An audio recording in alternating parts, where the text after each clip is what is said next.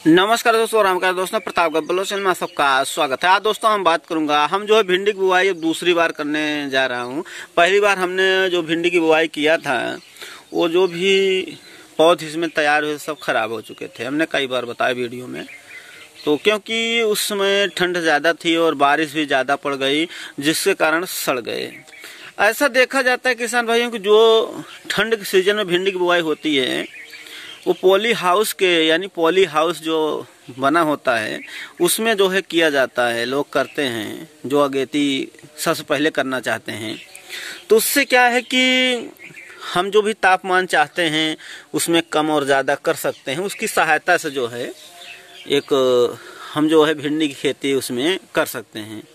अन्यथा क्या है कि अधिक ठंडी, अधिक पाला, अधिक कोहरा से ज़्यादा पड़ने के कारण खराब हो सकते हैं।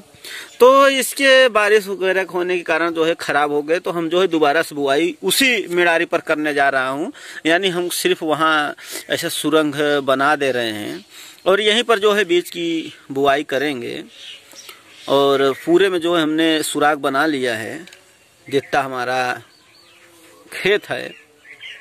और भिंडी को हमने कल भिगोया था और आज इसको जो है हम निकाल रहा हूं, यानी बुआई करने जा रहा हूं। कल जब भिगोए थे तो सारे बीज जो है तैर रहे थे, लेकिन आज देखिए काफी बीज जो है नीचे डूब गए हैं। तो इसको हम पानी हटाकर इसकी बुआई अब शुरू करते हैं। तो दोस्तों देख लीजिए, इसकी जो है बुआई भिंडी की जो है शुरू कर दिए हैं। ये भी आप देख लीजिए, भिंडी जो भी है इसमें बचा हुआ है। और यहाँ पर भी बुआई शुरू कर दिए हैं आज। अब किसान भाइयों बात आता है कि दूरी की, तो दूरी आप देख ही पाते होंगे कि कितनी दूरी पर जो है बनाया गया है। और लगभग 1 फीट से थोड़ा ज़्यादा का किया हुआ है जो इसका दूरी है। और ये मेड़ारी जो बनाया गया था वही पुरानी मेड़ारी है, नया मेड़ारी हमने नहीं बनाया है। तो किसान भाइयों क्या है कि एक बात और भी ध्यान रखना है, जैसे कि हम जब भी भिंडी की बुआई करते हैं तो इसमें एक गहराई की जो होता है, गहराई जो होता है, जैसे कि ये देख लीजिए गहरान कितना रखना है। तो हमें लगभग 2 से 3 इंच का गहरान पर डालना होता है, ज़्यादा ही नीचे नहीं डालना है। 2 से 3 इंच के गहरान पर अगर हम ज़्यादा जो है ज़मीन पर दबा देंगे नीचे तक, तो क्या होता है कि बीज निकल पाना थोड़ा दिक्कत हो जाता है। ज़्यादा से ज़्यादा 2 या 3 जो है इंच के नीचे ही इसको रखें। और किसान भाइयों क्या है, जब आप देखते होंगे कि जब भिंडी की बुआई ठंड के मौसम में किया जाता है, तो ठंड के मौसम में करने का यही होता है कि जब भी हम ठंडी के मौसम में भिंडी की बुआई करते हैं, अंकुरित करके बुआई होती है। अंकुरित करने के बाद जब हम बुआई करते हैं तो उसमें यही एक समस्या खड़ी हो जाती है कि जमाव तो हो जाता है, पौध भी निकल जाता है, लेकिन काफ़ी समस्या दिक्कत देखने को मिल जाती है कि हमारा जो भी भिंडी है वो खराब हो जाता है। और क्योंकि ठंडी, कोहरा ये सब वगैरह होने लगता है, जिसके कारण देखने को मिलता है कि वो खराब हो जाती है। तो इसके लिए क्या है कि हमें ठंडी में अगर करना है तो पॉली बैग आता है एक, उसको बनाकर आप कर सकते हैं।